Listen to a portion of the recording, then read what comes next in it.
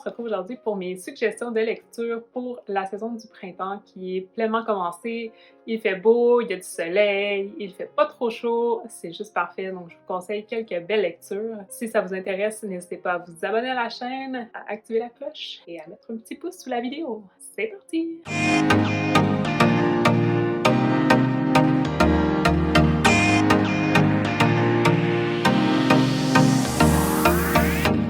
Sélectionné quelques romans dans mes bibliothèques qui pourraient être très intéressants pour le printemps. Ce sont tous des romans qui font partie de ma pile à lire, que j'ai très hâte de lire. Je me dis que peut-être je vais en lire quelques-uns ce printemps-ci, donc c'est parti pour vous montrer ce qui m'intéresse dans ma pile à lire pour la saison du printemps. En même temps, s'il y en a que vous avez lu, n'hésitez pas à me marquer dans les commentaires si c'est bien, si c'est moins bien. Dites-moi aussi s'il y en a qui vous tentent, ça me ferait très plaisir d'entendre ça. On commence tout de suite avec le premier. Il s'agit de La mer sans étoiles de Erin Morgenstern. C'est un roman que j'ai trop hâte de lire. J'ai entendu tellement des bons avis, des coups de cœur astronomiques sur ce roman-là. Donc, il s'agit d'un roman qui semble s'en aller vers du fantastique. C'est l'histoire d'un étudiant universitaire qui va aller à la bibliothèque de son université. Il va trouver un livre sans titre ni auteur, donc il est bien intrigué, il va le lire en partie et il va découvrir dans ce livre-là une scène de son enfance qu'il connaît très bien. Et là, il va se mettre à faire des petites recherches et tout, ça va le mener dans un souterrain, un labyrinthe et tout, donc j'ai très hâte de découvrir ça. C'est quand même un bon pavé, là, les éditions Sonatine qui font des petits livres, mais les pages sont très minces, donc j'ai quand même hâte de me plonger là-dedans. J'ai l'impression que ça va être un gros livre, mais qui va se dévorer, donc ça me fait toujours bien plaisir. Ensuite, pour le printemps, quoi de mieux qu'un petit livre qui fait du bien? Alors j'ai choisi Les imbéciles heureux, donc de Charlie Ménétrier-McGrath. C'est un roman que j'ai depuis l'été passé environ et qui me faisait très envie. Alors c'est l'histoire d'une fille qui va demander à ses amis, son groupe d'amis d'école, va leur demander un soir c'est quoi le bonheur pour toi et elle va filmer leurs réponses. 20 ans plus tard, elle va retrouver les cassettes de cette petite entrevue avec ses amis où est-ce qu'elle leur demandait c'était quoi le bonheur. Elle va essayer de réunir la bande ensemble pour regarder ces vidéos-là et voir si leur bonheur a été accompli après 20 ans. Le prochain roman que j'ai choisi pour ce printemps, j'ai choisi Reste encore un peu de Perrine Maderne. C'est un roman que j'ai entendu parler vraiment en bien. C'est un ode à l'amour, à l'amitié, donc j'avais très envie de le découvrir. Je sais pas si je vais lire au printemps, mais c'est un roman que je pense que je peux vous conseiller pour le printemps parce qu'il a l'air vraiment fabuleux. Ça a l'air d'un roman qui est quand même assez difficile, mais qui a l'air vraiment d'une belle histoire, donc j'ai très envie de le lire. Le prochain que je vous présente, c'est Vous avez un email de Alyssa Cole. C'est un roman qui me fait trop envie. Il vient seulement de sortir ici au Québec et je l'ai acheté dès sa sortie parce que j'avais trop hâte de le lire. En gros, c'est l'histoire de Naledi. Naledi qui est une étudiante en sciences et qui va recevoir beaucoup d'emails qui lui dit qu'elle est fiancée à un prince africain. Elle se dit, voyons, c'est n'importe quoi tout ça. Elle va finir par rencontrer un homme à son travail, un nouvel employé et tout. Et il s'avère que c'est ce prince qui est fiancé à elle sans qu'elle le sache. Et donc, voilà, l'histoire va commencer comme ça. J'ai hâte de voir si ils vont se retrouver ensemble ou ce qui va se passer avec ça. Ça a l'air trop d'une belle histoire, donc j'ai très hâte de lire. Ensuite, un roman que j'ai dans ma pile à lire depuis un bon moment, mais il faut absolument que je le lise très bientôt, donc je l'ai sorti pour la fête du printemps. En même temps, je me dis, c'est une histoire qui a l'air vraiment magique et j'ai besoin de magie dans ma vie à certains moments, donc je pense qu'au printemps, ça pourrait le faire. Donc, j'ai sorti le premier tome de Nevermore, Les défis de Morrigan Crow, de Jessica Townsend. Ce roman-là, j'en ai entendu parler vraiment beaucoup. C'est un roman qui est assez jeunesse. Moi, j'ai peur qu'il soit un petit peu trop jeunesse pour ce que j'aime, mais en même temps, tout le monde me dit, ben non, c'est pas trop jeunesse, c'est trop bien, il faut vraiment que tu le lises, le monde est merveilleux, l'univers est trop bien. Ok, je vais le lire. Donc, j'ai vraiment hâte de le lire. En plus, quand j'ai reçu, j'étais très contente de l'avoir reçu dans cette nouvelle édition noir et or, comme ça, qui est trop belle. Je trouve qu'elle est vraiment plus belle que l'édition d'avant. Il me fait trop envie depuis que j'en ai entendu parler et vraiment, il faut que je me plonge dedans. Donc, je pense que celui-là, je l'ai sorti pour vous le conseiller pour le printemps parce que c'est une histoire qui a l'air vraiment magique.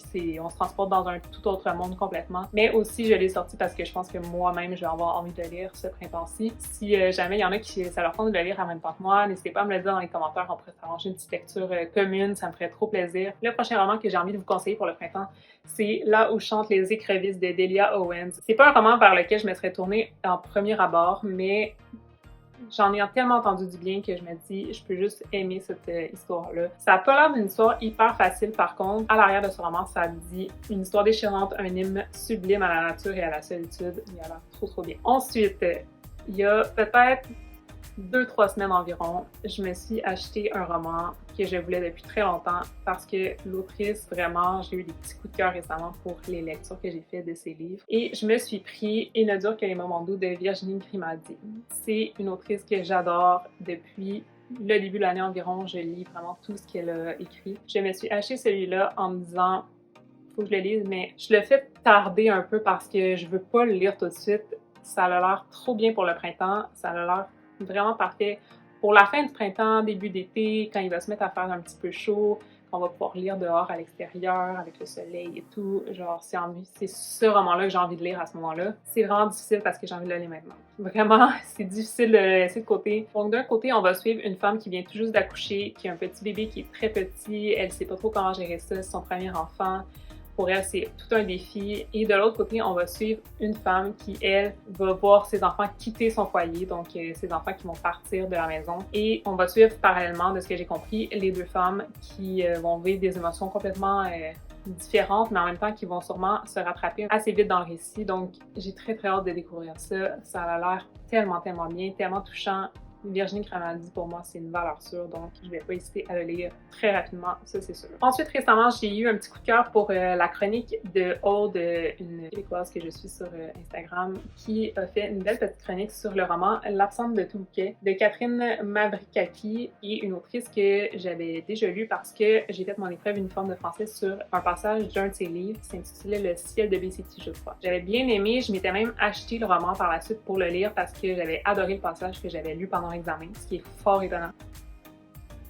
Et là, j'ai vu qu'elle avait sorti celui-là en voyant la chronique de Aude et elle avait vraiment fait une belle chronique dessus et ça m'a donné envie de le lire, ça m'a donné envie de redécouvrir cette autrice et je trouvais que vraiment avec la fleur et tout, le petit rose sur le livre, je trouvais que c'était parfait pour le printemps, donc je l'ai sorti quand j'ai pensé à ce que je voulais vous suggérer pour le printemps. C'est un tout petit livre, je pense qu'il va se lire assez vite. En gros, c'est les mots d'une fille à sa mère qui est disparue. Je sais pas si ça va être sous forme de lettres ou je sais pas trop. Un autre roman que je fais tarder dans ma pile à lire parce que je veux vraiment le découvrir à un bon moment et en même temps, j'ai trop hâte de le lire. Il s'agit du roman Trouve-moi de André Aciman. C'est la suite du roman Appelle-moi par ton nom qui a été aussi adapté en film qui est vraiment merveilleux, soit dit en passant, vous devez écouter ce film-là. Tout comme vous devriez découvrir le livre qui est vraiment écrit dans des mots vraiment recherchés. C'est vraiment une ode à l'amour et vraiment j'ai adoré Appelle-moi par ton nom. J'avais lu le livre avant d'écouter le film parce que je voulais absolument lire le livre avant. J'ai trop aimé. Ça a été vraiment un livre touchant pour moi. Quand j'ai écouté le film, ça a été un coup de cœur monumental pour les personnages, pour les acteurs qui interprétaient les personnages que j'avais découverts dans les livres. Et là, la suite est sortie en début d'année et c'était juste obligé que je l'achète. J'avais trop envie de lire la suite. J'ai entendu des moins bons commentaires sur cette suite-là, mais pour moi, c'était juste obligé. Puis je le fais tarder un peu parce que vraiment, il me fait trop envie. Mais en même temps, je veux pas quitter ces personnages-là. Je les ai aimés dans le premier tome tout en sachant pas qu'il allait avoir un deuxième tome, puis j'ai eu du mal à les quitter. Donc là, je me dis, il va encore falloir que je fasse mon deuil de ces personnages-là. Donc voilà, je pense qu'il va être lu au printemps ou cet été au maximum parce qu'il me fait trop envie. Ensuite, on passe dans un autre genre, cette fois-ci avec de l'historique. J'ai sorti de ma palle Des jours et des vies de Gilles Paul, qui est un roman historique qui me fait trop envie. J'ai entendu que du bien sur ce roman-là. Donc, en gros, dans ce roman-là, on va être à la fois en 2016 et à la fois en 1914. En 2016, on va croiser Kitty qui va quitter Londres suite à l'infidélité de son mari. Et en 1914, on se plonge dans la Russie qui est au bord du chaos. Voilà, j'ai hâte de voir comment ces deux univers-là vont être mixés dans ce roman-là. Quel lien il va y avoir entre les deux époques, les personnages des deux époques et tout. Donc, j'ai très envie de lire. J'ai entendu tellement de bons commentaires. Il me reste une dernière petite pile à vous présenter pour les lectures que je peux vous suggérer pour le printemps. On passe encore une fois dans un genre différent de ce que je vous ai présenté avec le premier tome de La princesse du bal de minuit de Jessica D. George. Alors moi, tout ce qui se passe dans les palais, les reines, rois, royauté, princes et tout, moi ça me fait trop envie. Les lectures d'habitude j'adore, donc j'ai pas hésité encore une fois quand j'ai vu passer ce roman-là dans le catalogue de Québec Loisirs. Vraiment, ils ont quand même des bonnes choses ces derniers temps, donc je suis très contente. Celui-ci venait le tome 1 et 2 ensemble, donc ça valait le coup. C'était comme 16$ pour les deux tomes. J'ai été comme wow! Au début, je pensais qu'il y avait une pomme. Honnêtement, je m'étais ok. Et non, il n'y avait pas de pomme. C'était vraiment 8$ chaque livre, donc ça valait le coup. Puis l'histoire me tentait tellement, donc je me suis dit, ben en fait, c'est merveilleux parce que je vais avoir le tome 2 aussi. Parce que je suis du genre à attendre un tome d'avance là, pour lire ce qui est dans ma table. Et puis je me suis dit, ben bonne occasion. Hein? Les deux viennent ensemble. On va croiser dans ce roman-ci la princesse Rose, qui est l'aînée de 12 sœurs. Elles sont condamnées à danser tous les soirs pour le roi Cruel jusqu'à leur mort. Donc, chaque soir, elles vont, en raison de cette malédiction, devoir danser. Et à un moment, Rose va croiser un soldat. En apprenant à connaître ce soldat-là, elle va se dire que la liberté n'est pas si impossible que ça, finalement. Ensuite, un roman que j'avais acheté en usager sur un site web européen, parce que la maison d'édition ne publie pas ici. Donc, parfois, je vais sur ce site-là que je vous mettrai en barre d'infos en bas si ça vous intéresse, mais ils font quand même des bons prix. Si on achète dans les conditions très bien, là, habituellement, ça arrive dans un état pas trop mal. Je m'en sers quelquefois quand je veux acheter des livres qui ne sont pas disponibles ici. Il y a quelques éditeurs que je suis qui vendent pas ici, donc je vais sur ce site-là à l'occasion. Et avec le shipping et tout, ça me revient quand même au prix d'un livre normal ici, donc ça va habituellement. Et au début de l'année, je me suis procuré Je t'attendrai de l'autre côté du lac de Julie Bradford, qui est un roman que je veux lire depuis que j'ai entendu parler qu'elle sortait un nouveau roman. Parce que j'ai Promets-nous dans ma palle. Je voulais avoir un autre livre de cette autrice-là avant de lire Promets-nous, parce que Promets-nous, j'en ai entendu tellement bien que je veux le laisser dormir un petit peu dans ma palle. Je sais pas pourquoi je fais ça. Je devrais tout le temps lire les livres qui me tentent tout de suite, mais je sais pas pourquoi je fais ça, je les laisse dormir un petit peu. Je les laisse parce que je les admire, puis je suis comme, oui, alors oui. Bref, j'ai acheté Je t'attendrai de l'autre côté du lac, mais revenait à quelque chose comme 22$ avec le shipping et le transfert canadien euro, donc c'est pas trop mal. Et cette couverture-là me fait rêver. Moi qui ai déjà voyagé en Alaska, ça me fait penser à ça. Je sais pas pourquoi, mais ça me fait penser au paysage de l'Ouest canadien, de l'Alaska et tout.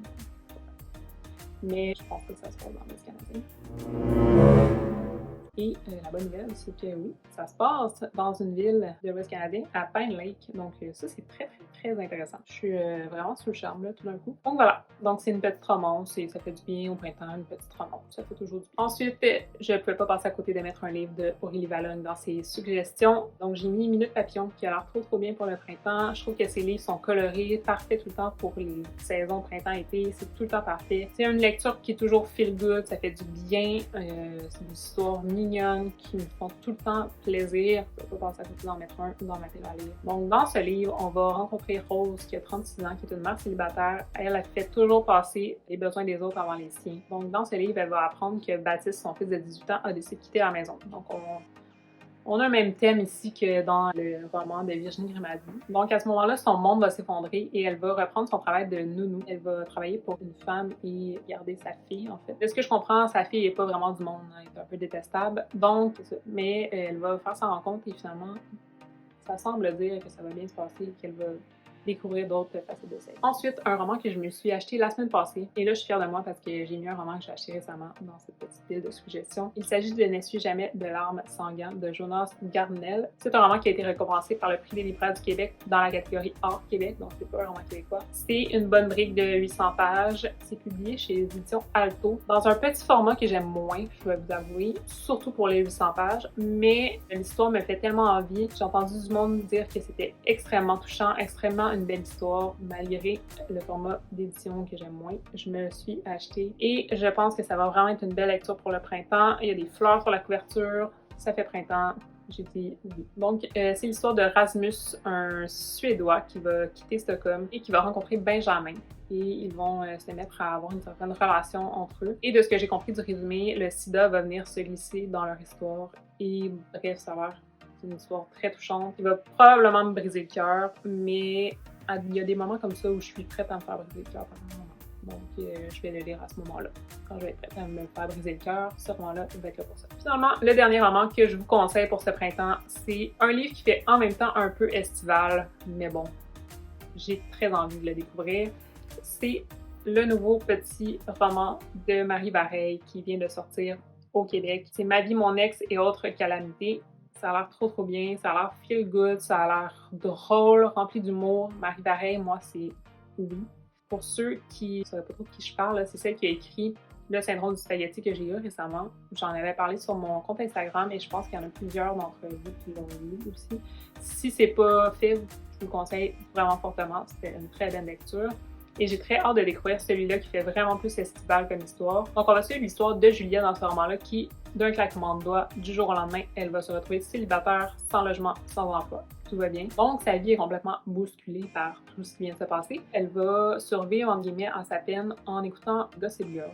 Ça, déjà, j'approuve complètement. J'aurais fait la même chose. Malgré sa crainte des avions, elle va prendre l'avion, finalement, pour aller à la poursuite de son ex et de sa nouvelle copine. On ne sait pas ce qu'elle s'en va faire là, mais elle s'en va faire ça. Ça a l'air assez drôle. J'ai très hâte de le lire. Ça a l'air humoristique à souhait, parfait pour le printemps, le début de l'été. Vraiment, c'est un roman que j'ai trop envie de lire. Juste le résumé, je trouve ça drôle. Donc voilà, c'est tout pour cette vidéo. Je vous ai montré plein de livres qui pourraient être lus au printemps. N'hésitez pas à me dire s'il y en a qui vous tentent, s'il y en a que vous avez lu, comme d'habitude, dans les commentaires. Ça me fait toujours plaisir de discuter avec vous. Si vous avez aimé cette vidéo, je vous rappelle de surtout vous abonner à la chaîne et d'activer la cloche pour ne rien manquer des prochaines vidéos. On se retrouve très bientôt!